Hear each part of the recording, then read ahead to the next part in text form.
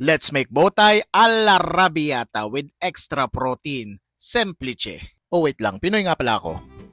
Let's cook our pasta until al dente.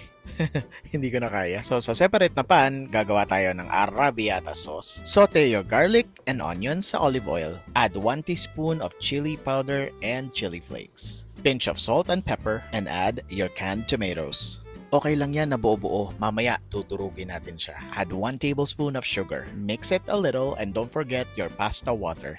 Hanggang maging ganito na siya kalapot.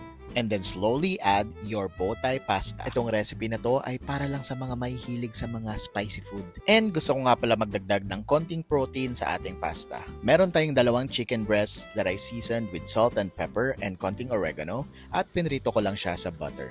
And then make sure na both sides ay luto. This beautiful. Parang ikaw. Let's plate this gorgeous. Add some cheese and ready to serve. Kung bago ka pa lang sa page ko, huwag kakalimutang i-hit ang follow button para updated ka sa mga bagong recipes. Huwag ka mahiyang mag-request i-share mo na rin to. Ingat!